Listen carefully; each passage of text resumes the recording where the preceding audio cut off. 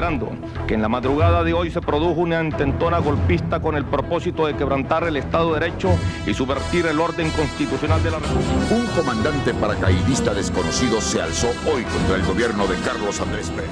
Pretendieron dar un golpe para asesinarme. Los revolucionarios atacaron el Palacio de Miraflores. Los uniformados con ideas de izquierda. Y se rindió por ahora porque los objetivos no fueron logrados. De un grupo de sediciosos, Ambiciosos, facinerosos, grupúsculo, delincuentes. Se condena en una sola palabra: mueran los golpistas.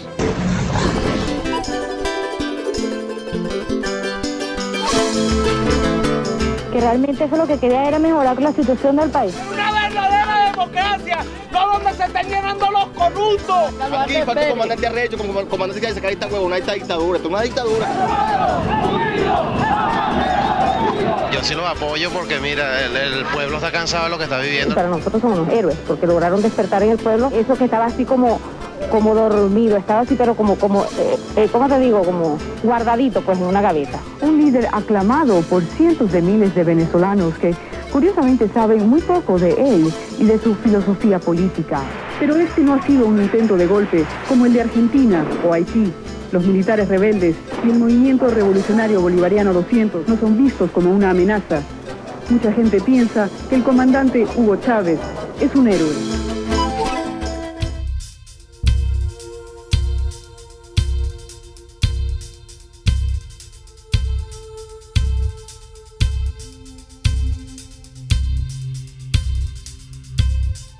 Y yo, ante el país y ante ustedes, asumo la responsabilidad de este movimiento militar bolivariano.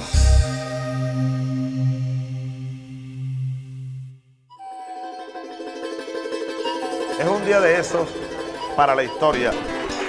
Relámpago interminable, 4 de febrero de 1992.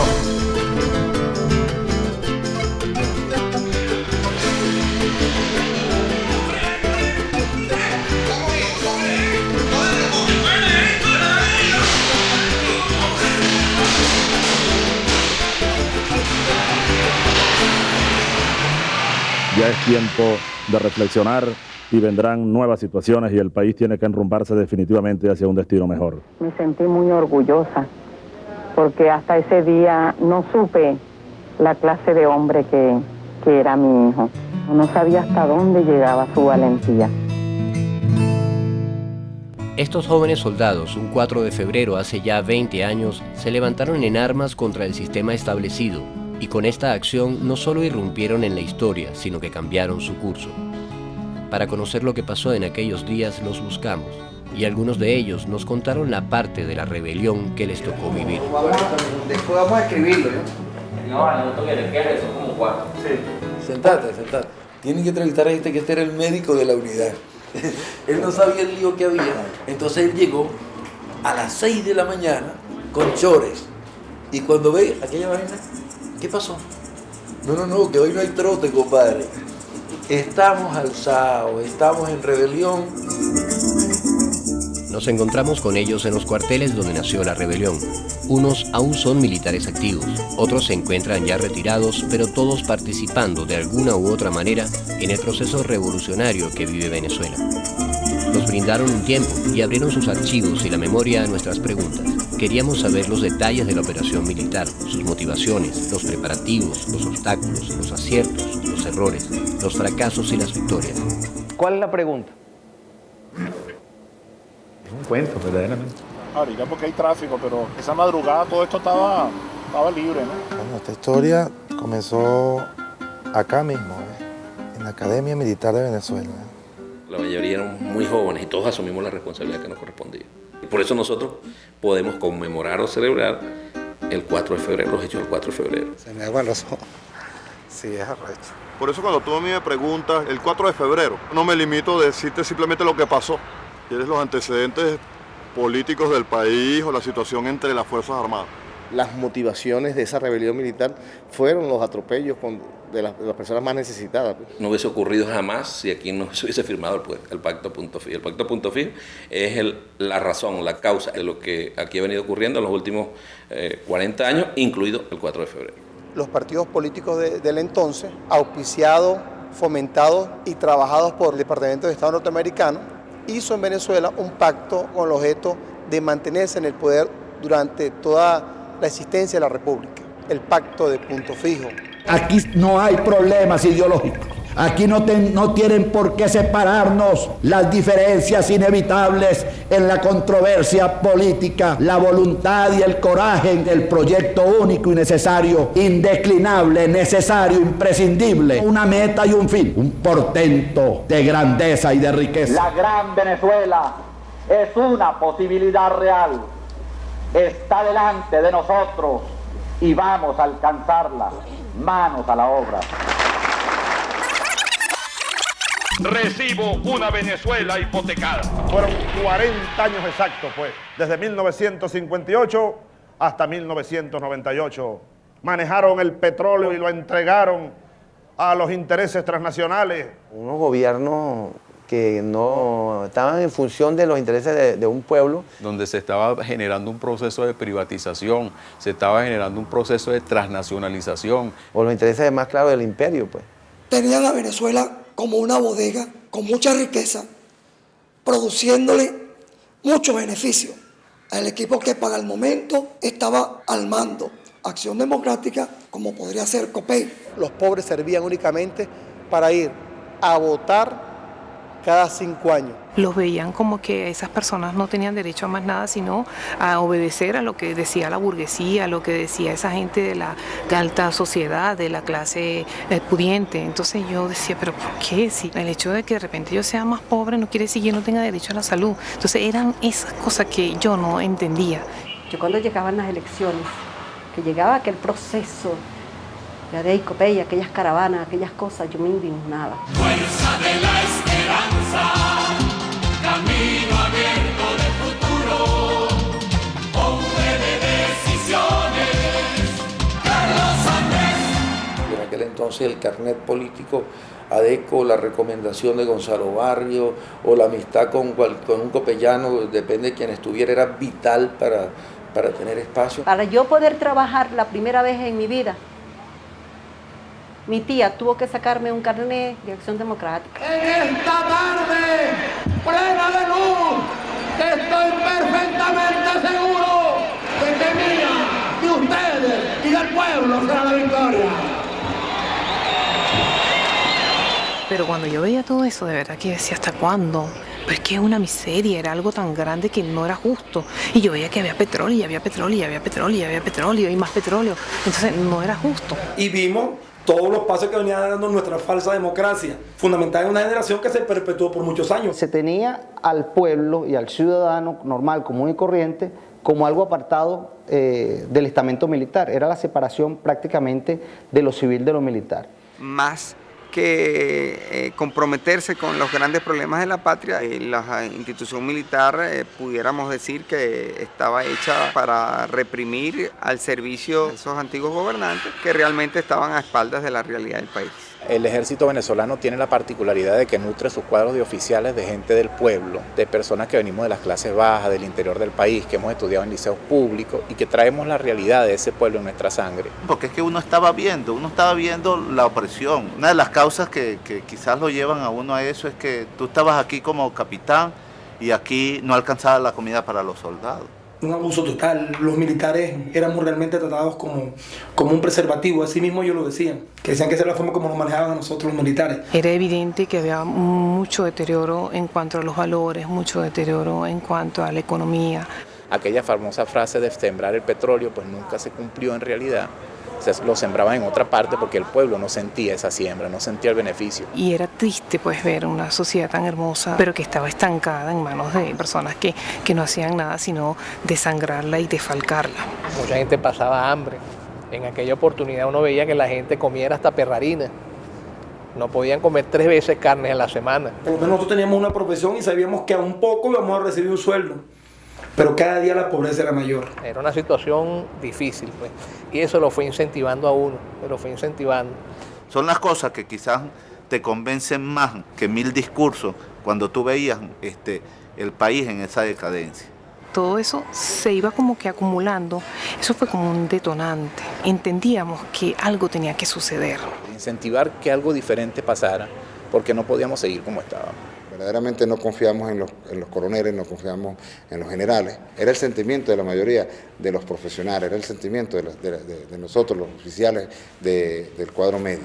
Habían ciertos oficiales que nosotros sabíamos desde la escuela que tenían un ascendiente moral alto con todos los compañeros nuestros. Habían sido nuestros instructores en la escuela, habían sido, si se quiere, nuestros padres en la vida militar. Cuando llega el comandante Chávez a la Academia Militar como oficial de planta y empieza siempre a reunirnos y a hablarnos de Bolívar, el profundo conocimiento de la historia.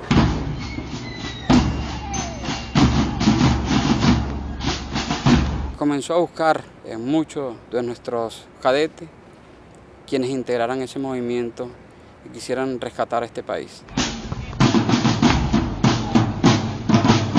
Ayudaron a ser reflexivos, a ser críticos, a valorar a hacer análisis político, a valorar la situación. A lo largo de esos 9 años previos a la rebelión militar del 4 de febrero,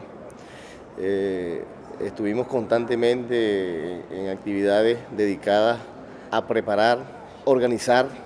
Se conformó el movimiento cívico-militar, se organizó el EBR, el Ejército Bolivariano Revolucionario, luego el MBR 200, y ese 200 recordemos que tiene que ver con el bicentenario del nacimiento del Libertador, 1983. Uno juraba integrarse al movimiento bolivariano con la idea de luchar por la liberación de las cadenas que estaban oprimiendo a la sociedad venezolana, al pueblo venezolano. Le dan importancia al juramento, de manera que se sembrara en el hombre que tomara su juramento, su verdadero compromiso con la patria. Y prácticamente era un acto solemne. Y juro por mi patria que no daré descanso a mi brazo, ni reposo a mi alma, hasta que haya roto las cadenas que nos oprimen. Bueno, ya a partir desde el año 83, este grupo de jóvenes militares se venía preparando dentro de los cuarteles en lo que hoy se conoce como la cuna de la Revolución Bolivariana. Hay que recordar que en ese momento la Fuerza Armada Nacional, la dirigencia, era un generalato fundamentalmente arrodillado a los intereses políticos de los partidos dominantes y a los grupos económicos dominantes. Y que también ya las condiciones de Venezuela iban a ir cambiando. Por cuanto la crisis se iba a ir agudizando, e iba a llegar un momento en que ya la tesis del neoliberalismo se iba a imponer definitivamente en Venezuela y iba a generar mucha crisis económica. El gobierno anunció hoy viernes en la tarde la suspensión de ventas de divisas. El sistema comienza a presentar fracturas a partir de 1982-83 con el llamado Viernes Negro. Ha muerto el paraíso financiero venezolano. El dólar pasó de 4.30 a 7.50. Había una intención marcada de privatizar a PDVSA. Vimos cómo estaba privatizada empresas fundamentales como la Electricidad de Caracas, la CanTV. La privatización es un negocio donde nadie pierde y todos ganan. El futuro del país. Viene una normativa, una imposición del paquete neoliberal del Fondo Monetario Internacional. Hoy necesitamos que el fondo nos dé lo que nos pertenece a los venezolanos. O sea, ¿en qué iban a afectar esas medidas económicas que tomó Carlos Andrés Pérez, esas medidas económicas? ¿Cómo iban a afectar a nuestro pueblo? Ellos no lo vieron. Mi orgullo y mi ambición es a que me saquen enojo de Miraflores. Esta lucha del pueblo, la idea no es pelear. El Caracazo lo muestra de una manera muy cruda lo que estaba pasando dentro de la sociedad venezolana. Ese aguantar de tantas políticas injustas, políticas que condujeron pues a esa grave crisis en las calles de Caracas, así como en Los Teques y en otras ciudades. Nosotros vimos descarnadamente pues el desespero de la gente. El gobierno militariza las calles y suspende las garantías constitucionales. Los altos mandos militares de la época ordenaron reprimir a esa población que estaba saliendo simplemente porque tenían inmensas necesidades no atendidas a través de los años.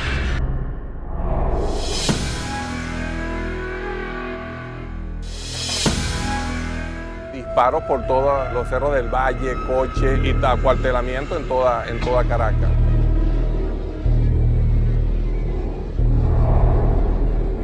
El Caracazo, los efectos del llamado Caracazo, la desolación y la muerte en cada esquina.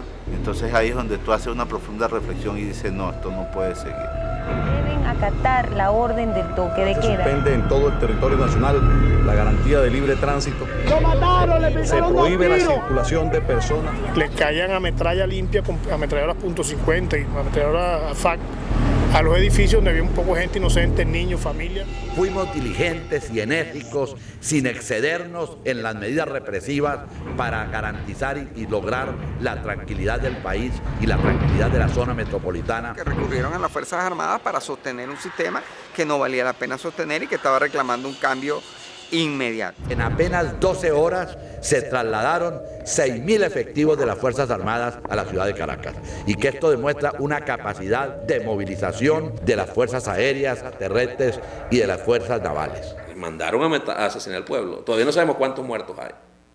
Bueno, así actuaba la clase política venezolana. Tus Fuerzas Armadas son para defender a tu país, no para usarlo para reprimir a tu país. El 27 y el 28 de febrero de 1989 deja la marca pues, de que había que hacer algo. De efectuar, de explotar un cambio. A lo que sucedió después en la rebelión del 4 de febrero del año 92. Sabíamos que ya el solo hecho de participar en ese movimiento íbamos a despertar a esa Venezuela.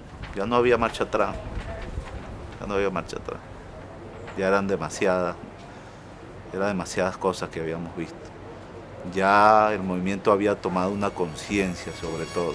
De las raíces del pueblo venezolano, el árbol de las tres raíces, Simón Bolívar, Simón Rodríguez y Ezequiel Zamora, entró en el alma del pueblo venezolano y de su esperanza. Esa es la vertiente ideológica. Por otra parte, la vertiente de la organización. Hay que hacer una organización de nuevo tipo, más social que política. Y en tercer término, el plan estratégico. Nosotros vamos a tomar el poder político en Venezuela. La historia dirá cómo lo vamos a hacer. Sí, la rebelión no tenía fecha, pero sí tenía un nombre. Zamora, emular pues las acciones de Zamora en el sentido pues de tener un ejército del pueblo, que es lo que hasta ahora se ha construido. Pues. Era una insurgencia, así lo hizo Zamora. El objetivo que tenía era la liberación del pueblo, exactamente igual lo que hizo Zamora en su momento. Y de ahí el nombre de ese plan de combate, digámoslo también de esa manera. Ya como estábamos en términos de preparación del movimiento, con términos muy sencillos hablábamos de la tesis del chinchorro. Yo no sé si ustedes han oído hablar de la tesis del chinchorro, ¿no? Que era que Carlos Andrés Pérez arrancaba quizás en su mayor grado de popularidad, pero a los 2 años y medio, a la mitad de su periodo, debía estar en el punto más bajo. Y Carlos Andrés había asumido en el 89 y nosotros calculábamos que en el 91-92 era su punto más bajo y de hecho la popularidad de Carlos Andrés Pérez en ese momento era la más baja. Empezamos a reunirnos, empezamos a buscar sectores, no solo militares, sino políticos. Movimiento estudiantil, Universidad Central de Venezuela, Universidad de Carabobo, Universidad del Zulia, ya estaban vinculados al movimiento. Se hablaba de lo que el movimiento iba, de los ideales que existían. Eso lleva a un análisis y posteriormente a una pequeña entrevista, sin delatar pues la existencia del movimiento. ¿Sabe qué es difícil? Hacer un movimiento clandestino desde el cuartel. Todos los ojos están sobre ti. Siempre buscamos gente amiga, gente muy allegada de una u otra forma a nosotros o a algún militante nuestro para evitar alguna delación. Andábamos en una estrategia de captación de oficiales que de alguna u otra forma habían manifestado su preocupación por la situación del país. Más que todo oficiales subalternos, tenientes, capitanes, subtenientes. A mí me capta el capitán Márquez Gerardo. Él se metía escondido en lo que era la oficina del psicólogo y verificaba y de dónde eran los cadetes. Cómo era uno, de dónde venía uno, qué pensamiento tenía uno.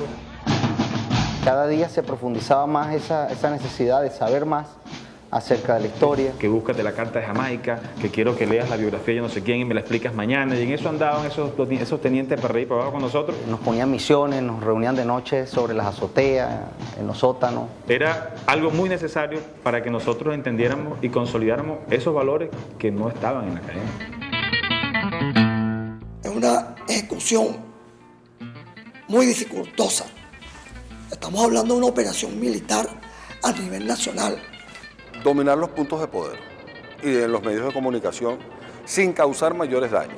Una de las zonas de instrucciones que recibimos era que si tomábamos prisionero al presidente no había que tocarlo, nada, sino detenerlo nada más. Se iba a nombrar una junta de gobierno equilibrada, ¿no? Debieran tanto civiles como militares. Pensamos en un gobierno central, un gobierno de transición central, convocar una constituyente. Con las ideas, los planteamientos de Bolívar y los planteamientos fundamentalmente educativos de Simón Rodríguez y con la idea de participación popular del propio Ezequiel Zamora. Y dentro de la misma Fuerza Armada no éramos los únicos que estábamos cooperando, había otros movimientos. Y a nosotros nos llegaban del otro movimiento a captarnos. Y nosotros, concha, los veíamos como que eran gorilas de más de lo mismo, ¿no? Entonces, un momentico, ya nosotros teníamos plenamente identificado quiénes eran aquellos. Y yo pienso que hubo un momento que fue como una carrera de carro, de quién se alzaba primero, o ellos o nosotros. Lo que estamos esperando es, diga usted lo que decía, pasar de un plan de operaciones a una orden de operaciones.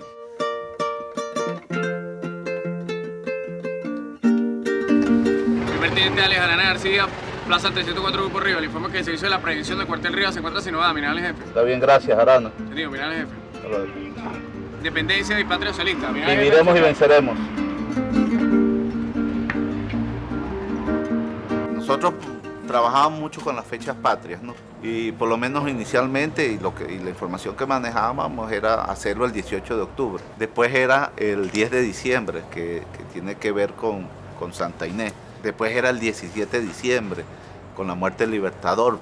Ya esas fechas se iban corriendo por diferentes eventos. Tuvimos que esperar de que todo coincidiera, más que todo con la presencia del presidente de la República del país. Se contactó con gente que teníamos comprometida en la Casa Militar.